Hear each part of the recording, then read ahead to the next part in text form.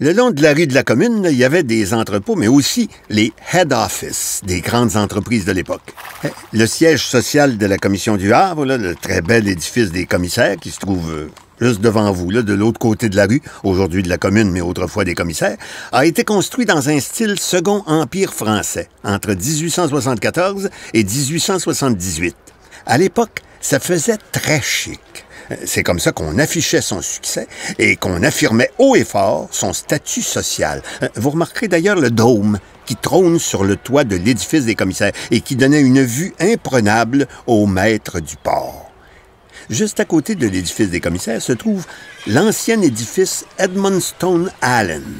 C'était le siège social de la Allen Line Steamship Company et il a été conçu en 1858 à la demande de son patron, le grand River Baron Hugh Allen. Elle est un peu plus modeste, mais vous remarquerez qu'on retrouve ici aussi une tour d'observation.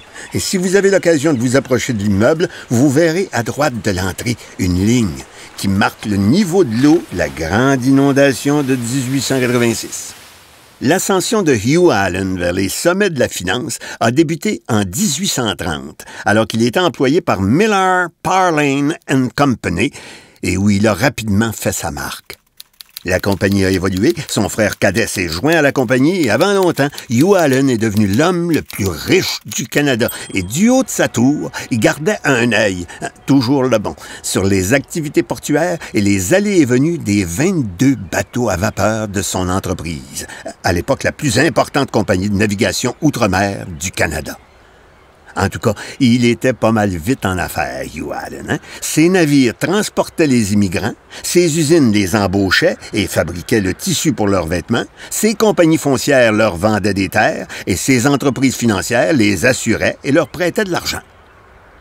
Mon arrière-arrière-grand-mère Élisabeth, qui avait toujours le mot juste, là, paix à son âme, disait que les River Barons du Saint-Laurent ramaient jamais à contre-courant.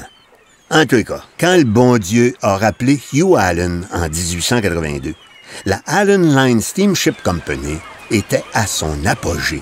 Elle venait de connaître sa meilleure année en transportant 55 215 voyageurs de l'Europe vers l'Amérique.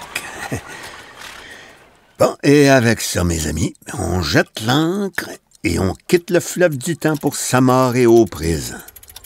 Cette petite virée-là à travers l'histoire des quais du port de Montréal touche à sa fin. Alors j'espère que vous avez apprécié. Hein? Merci pour votre écoute. Et comme dirait mon père, à la revoyure!